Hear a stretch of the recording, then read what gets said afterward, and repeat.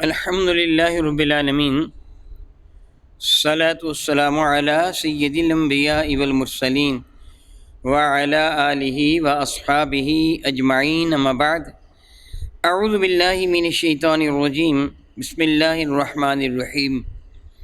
الحمد للہ تعالی کہ اللہ رب العزت جل ملکیم کے احسان اور کرم سے آپ کا سبق شروع ہوگا سورۃ الطلاق کی 3 نمبر آیت شریفہ سے آگے۔ ملاحظہ کیجیے، اعوذ باللہ من الشیطان الرجیم، بسم اللہ الرحمن الرحیم۔ واللائی یئسن من المحیض من نسائکم ان ارتبتم فعدتہن 3 اشہر واللائی لم یحضن وأولاة الأحمال أجلهن أن يضعن حملهن ومن يتق الله يجعل له من امره یسرا۔ واللائی یئسن، اور وہ تمہاری عورتیں کہ جو مایوس ہو چکی ہیں، یعنی وہ اتنی عمر کو پہنچ چکی ہیں کہ آئندہ ان کے ہاں اولاد ہونے سے وہ مایوس ہو چکی ہیں، یعنی وہ اس بات سے حیض سے نا امید ہو چکی ہیں، من المحیض حیض سے، من نسائکم تمہاری عورتوں میں سے، ان ارتبتم اگر تمہیں کوئی بھی شک ہو تو فعدتہن 3 اشہر تو پھر ان کی عدت 3 مہینے ہے۔ واللائی لم یحضن، اور وہ عورتیں بھی جنہیں ابھی حیض آیا ہی نہیں ہے کہ اتنی چھوٹی عمر کی ہیں۔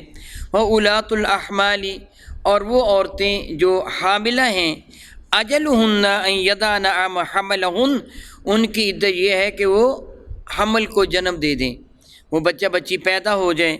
ومن یتق اللہ یجعل لہ من امرہ یسرا، اور جو اللہ تعالیٰ جل ملکیم سے ڈرے گا، خلاق کے کائنات جل وعلا اس کے معاملات میں آسانی پیدا فرما دے گا۔ اس جگہ پروردگار عالم جل وعلا نے 3 طرح کی عورتوں کی عدت کا تذکرہ فرمایا ہے۔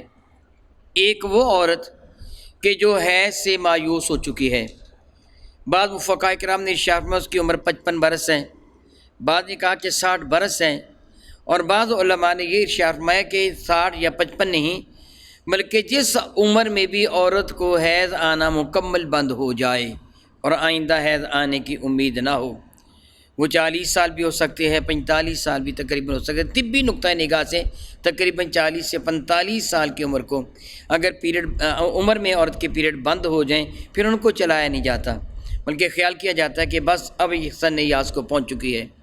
بعض فقہاء کرام نے 55 اور بعض نے 60 سال بھی کہا ہے کہ اتنی عمر کو پہنچ جائے تو پھر 3 ماہ مزید انتظار کیا جائے گا۔ صحابہ کرام سے جو مختلف روایات مروی ہیں، حضرت سیدنا ابن عمر رضی اللہ تعالیٰ عنہ، سیدنا عبداللہ ابن زبیر، سیدنا عبداللہ ابن مسعود، سیدنا صدیق اکبر، مختلف روایتیں جو منقول ہیں، ان میں یہ بھی ہے کہ اس عورت کو جس کو حیض نہیں آتا ایک پورا سال روکا جائے گا۔ ایک روایت پہ 9 ماہ بھی ہے۔ یہ مذہب صحابہ کا ہے، کوئی اپنی مرضی سے علماء کا اپنا مذہب نہیں ہے، صحابہ کا مذہب ہے، اور میرے کریم آقا کی ہدایت کے مطابق ہے کہ جس نے جو بھی سمجھا جیسے سمجھا۔ بات نے یہ کہا کہ 1 سال تک اس کو روکا جائے گا، انتظار کیا جائے گا، اگر حمل ظاہر ہو جائے تو پھر اس کی عدت وضع حمل ہوگی، اگر حمل ظاہر نہ ہو تو سال کے بعد اس کو مزید 3 مہینے تک انتظار کروانا ہوگا، اور بعد نے کہا کہ 9 ماہ انتظار کیا جائے گا، 9 ماہ کے بعد 3 ماہ انتظار کیا جائے گا، اس اعتبار سے اس کا انتظار پورا سال ہو جائے گا۔ بعد یہ فرمایا سن یاس کو پہنچ جانا، جس طرح ابھی تھوڑی دیر پہلے میں وضاحت کر چکا ہوں۔ دراصل عدت کس لیے ہے؟ ثبوت نسب کے لیے، کہ کہیں وہ سابقہ خاوند جو ہے اس کا نطفہ تو اس کے شکم میں موجود نہیں ہے، اس کی نسل سے اس کے ہاں کوئی اولاد تو پیدا نہیں ہوگی، کیونکہ وراثت کے سارے اصول و قوانین اسی پر منطبق ہوں گے کہ اگر وہ سابقہ خاوند سے اس کی اولاد پیدا ہوتی ہے تو وراثت میں اپنے سابقہ خاوند کے اس کی اولاد وارث ہوگی، نہ کہ آئندہ خاوند کی۔ اس لیے اتنی دیر تک انتظار کیا جاتا ہے کہ پوری طرح تسلی ہو جائے کہ یہ عورت حاملہ نہیں ہے۔ عین ممکن ہے کہ کسی عورت کو بظاہر پیریڈ نہ بھی آتے ہوں، پھر بھی اللہ تعالیٰ رحمت فرما دے اس کو حمل ہو جائے، یہ بھی امکان ہوتے ہیں، غیر ممکن ہے، یہ بھی بات نہیں ہے۔ اس لیے 1 سال یا 9 ماہ یا اس سے زائد عدت کا کہا جاتا ہے، یا سن ایاس کا۔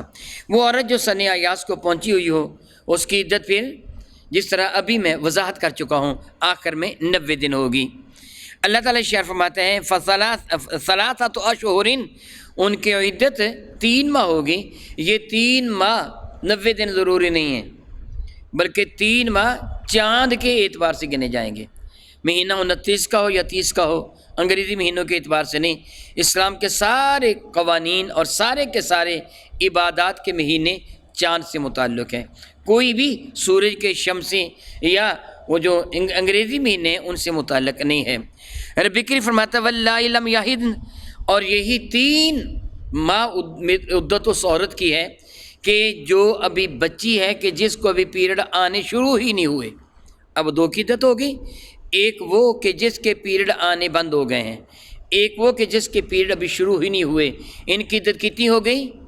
3 ماہ۔ اور جس کو پیریڈ آنے بند ہو گئے ہیں اس کے لیے کچھ شرطیں ہیں جو میں پہلے بیان کر چکا ہوں۔ 1 سال تک انتظار کرنا، 9 ماہ تک انتظار کرنا، سن ایاس تک انتظار کرنا۔ دراصل وہی بات جو میں پہلے کہہ چکا ہوں ثبوت نسب کے لیے۔ رب کریم فرماتا ہے وہ اولاۃ الاحمال، اور وہ عورتیں جو حاملہ ہیں، حمل والی ہیں، اجلہن، ان کی اجل کیا ہے، ان کی عدت کیا ہے، ان یضعن حملہن، کہ وہ اپنے حمل سے فارغ ہو جائیں، وضع حمل ہو جائیں، یہ ان کی عدت ہے۔ بہت مرتبہ ایک جملہ کہا جاتا ہے کہ جی سنا ہے کہ جس عورت کو حمل اس کو طلاق نہیں ہوتی۔ کیوں نہیں ہوتی؟ اگر طلاق نہیں ہوتی پھر عدت کس بات کی ہے؟ عدت اسی بات کی ہے نا کہ اس کو طلاق ہو گئی ہے تب اس کی عدت ہے۔ اب یہ اس عورت کی عدت ہے جس کو طلاق دی گئی ہے۔ جو عورت کہ جس کا خاوند فوت ہو جائے اس کی عدت کیا ہے؟ اس پہ کچھ اختلاف ہے، اور یہ اختلاف جو میں پہلے بھی بیان کر چکا ہوں یہ صحابہ کرام کے اندر ہے، فقہاء کرام کا اپنا اختلاف نہیں ہے۔ حضرت سیدنا ابن عباس رضی اللہ تعالیٰ عنہ ارشاد فرماتے ہیں کہ اس کی جو عدت ہے یہ سورہ بقرہ بعد میں نازل ہوئی اور سورہ بقرہ پہلے نازل ہوئی، وہاں 4 ماہ 10 دن ہے، اور یہاں ہے جب اس کے یہاں بچی بچہ پیدا ہو جائے عدت ختم ہو گئی۔ وہ یہ فرماتے ہیں کہ اگر بچی بچہ پیدا ہو جائے تو عدت ختم ہو جائے گی، جس طرح میں قبل عظیم بیان کر چکا ہوں کہ حضرت سیدنا ام سلمہ رضی اللہ تعالیٰ عنہ سے یہ مروی ہے کہ ایک عورت کہ جس کو طلاق ہو گئی تھی، اس کے ہاں بچی نہ جس کا خاوند فوت ہو گیا تھا، اس کے ہاں بچے کی ولادت ہو گئی، اس نے بارگاہ ساتھ باب میں عرض کیا تھا یا رسول اللہ علیہ السلام تو کیا میں 4 ماہ 10 دن تک انتظار کروں؟ میرے کریم نے اجازت دے دی تھی کہ تو آزاد ہے، نکاح کر سکتی ہے۔ اس روایت کی بنا پر علماء کرام فرماتے ہیں کہ عدت وہ وضع حمل ہوگی جس عورت کے ہاں، جو عورت ایسی ہو جو بیوہ ہوگی جس کا خاوند فوت ہو گیا، اس کی عدت وضع حمل ہوگی۔ اگر وہ حاملہ نہیں ہے پھر اس کی عدت 4 ماہ 10 دن پورا کرنا ہوگی۔ رب ذوالجلال ارشاد فرماتے ہیں کہ رب کائنات جل وعلا سے جو ڈرتا ہے، ومن یتق اللہ، ہے جو اللہ تعالیٰ سے ڈرتا ہے، یجعل لہ من امرہ یسرا، اللہ تعالیٰ اس کے لیے آسانیاں پیدا فرما دے گا، اس کے لیے پروردگار عالم راہوں کو آسان فرما دے گا۔ ذالک امر اللہ، یہ اللہ تعالیٰ جل وعلا کا حکم ہے کہ انزلہ الیکم، جو رب کائنات نے تمہاری جانب نازل فرمایا ہے، یہ اللہ کا حکم ہے، اس کی نافرمانی کی اجازت نہیں ہے۔ ومن یتق اللہ، یہاں پھر رب کائنات جل وعلا نے تقوی کو حکم دیا، بار بار تقوی کو حکم دیا جا رہا ہے، اور جو کہ اللہ رب العزت جل وعلا سے ڈر گیا، یکفر عنہ سیئاتہ، رب کائنات صرف آسانی ہی پیدا نہیں فرمائے گا بلکہ اس کے گناہوں کو بھی معاف فرما دے گا۔ یعنی جو اپنے رب سے ڈر جائے گا نا، اللہ تعالیٰ اس کے گناہوں کو معاف فرما دے گا۔ یہ معاملات دراصل بہت ہی اہم معاملات ہیں۔ میں اللہ تعالیٰ سے معافی مانگتا ہوں یہ جملے کہہ رہا ہوں، آج کل طلاق بہت زیادہ ہو رہی ہے۔ آپ بھی 3 طلاقیں دے کے کہتے ہیں میں نے 1 طلاق دی ہے، وہ اللہ سے ڈرتا نہیں ہے۔ 3 طلاقیں دے کے کہنے والا کہ میں نے 1 طلاق دی ہے، وہ اللہ سے ڈرا نہیں ہے۔ اسی طرح جو عورت جھوٹ بولے گی وہ بھی اللہ سے ڈری نہیں ہے۔ چاہیے سچ بول دیں، ہم نے مر جانا ہے، مرنے کے بعد بارک رب العزت میں حاضر ہونا ہے، کیوں اپنی گناہ آلود زندگی بسر کرو گے؟ رب کائنات جل وعلا کے حضور حاضر ہونے سے ڈر جاؤ، پھر کیا ہوگا؟ اللہ تعالیٰ آسانیاں بھی پیدا فرما دے گا اور گناہوں کو بھی معاف فرما دے گا۔ وَيُعْظِمْ لَهُ أَجْرًا، اور اللہ تعالیٰ سچ بولنے والے کو، متقی کو اجر عظیم بھی عطا فرما دے گا۔ سبحان اللہ تعالیٰ وبحمدہ، گناہ بھی معاف ہو جائیں گے اور اجر عظیم بھی میسر آ جائے گا۔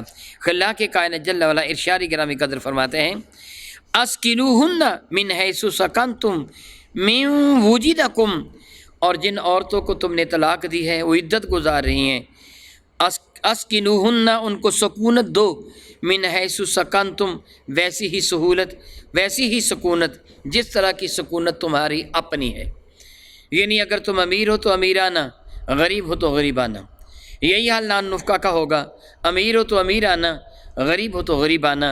رب کی فرماتا ہے من وجدکم، من وجدکم، وجدکم، جو تم پاؤ گے، جو تم پاتے ہو نا، جو تمہارے اختیار میں ہے وہ تم اس کو سکون دو گے۔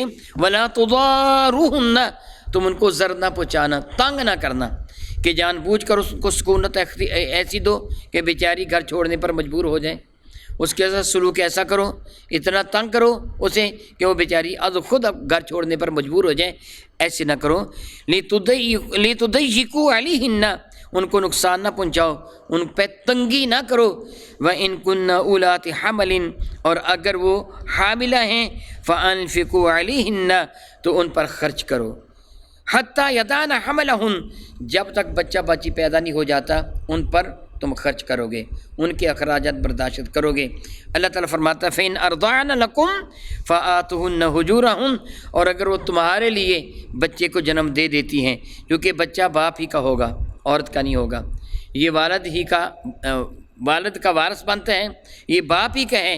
اللہ تعالیٰ فرماتا ہے فَإِنْ أَرْضَعْنَ، اور اگر وہ رضاعت کرتی ہیں، پلاتی ہیں دودھ تمہارے لیے، پہلے رب کریم ارشاد فرماتے ہیں کہ حتیٰ یدان حملہن، یہاں تک کہ وہ حمل کو جنم دے دیں۔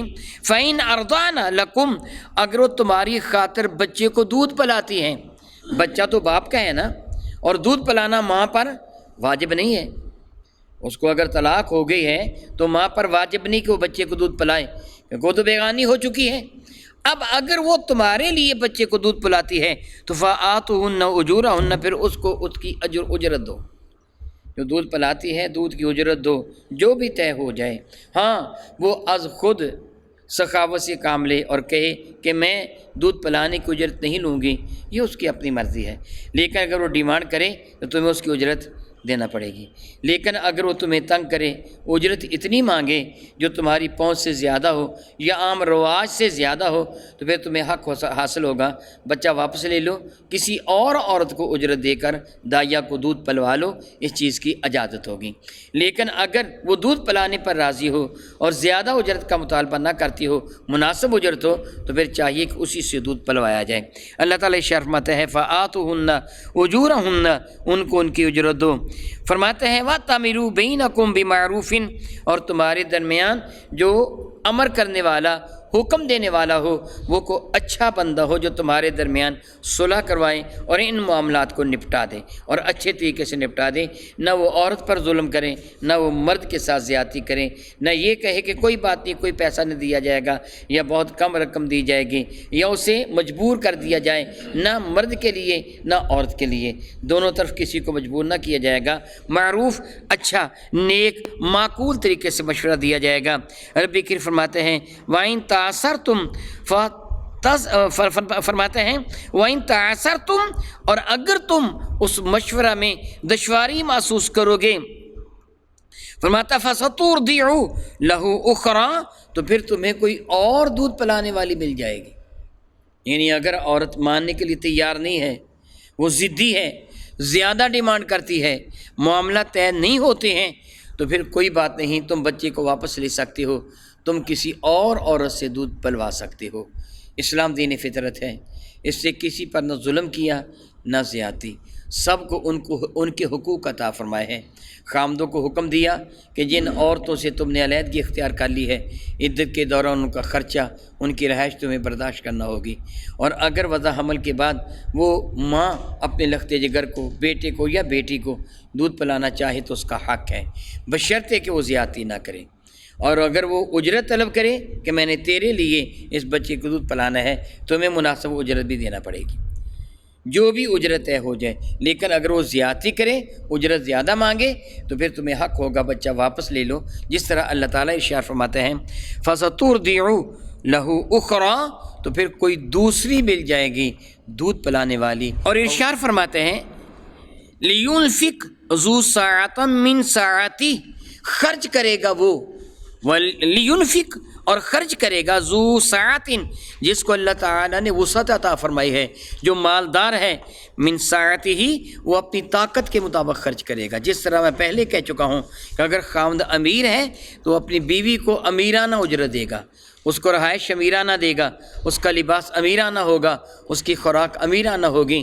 اگر غریب ہے پھر رہائش غریبانہ ہوگی، لباس غریبانہ ہوگا، یعنی نان نفقہ غریبانہ ہوگا۔ ربی کریم فرماتا ہے وَمَنْ قُدِرَ عَلَيْهِ رِزْقُهُ، تو جس پر رزق تنگ کر دیا گیا ہے، فَلْيُنْفِقْ مِمَّا آتَاهُ اللَّهُ، تو وہ اسی حساب سے دے گا جو اللہ تعالیٰ نے اس کو عطا فرمایا ہے۔ اب یہ عورت یہ نہیں کہہ سکتی کہ فلاں جس کو طلاق ملی وہ تو روزانہ گوشت سے روٹی کھاتی ہے، تو مجھے دال اور سبزی دیتا ہے، وہ قیمتی لباس پہنتی ہے تو مجھے معمولی لباس پہنتا ہے، دوسرے کی طرف نہیں دیکھے گی۔ دیکھا یہ جائے گا، قاضی وقت یہی حکم دے گا کہ جو امیر ہے وہ امیرانہ دے گا، جو غریب ہے وہ غریبانہ۔ رب ذوالجلال اس حقیقت کا اعلان فرماتے ہیں جو اللہ کے حضور مقدر ہے، فرماتا ہے لا یکلف اللہ نفسا الا ما آتاها، اللہ تعالیٰ کسی بھی جان کو تکلیف نہیں دیتا مگر اتنی ہی جتنا اس نے اس کو عطا فرما دیا ہے، یعنی جو جتنی طاقت کا مالک ہے اتنی ہی اس کو تکلیف دی جاتی ہے۔ سَيَجْعَلُ اللَّهُ بَعْدَ عُسْرٍ يُسْرًا، یاد رکھو اللہ تعالیٰ اس پریشانی کے بعد، اس دشواری کے بعد آسانی بھی پیدا فرما دے گا، یعنی وہ اپنی رحمتوں کا نزول فرما دے گا۔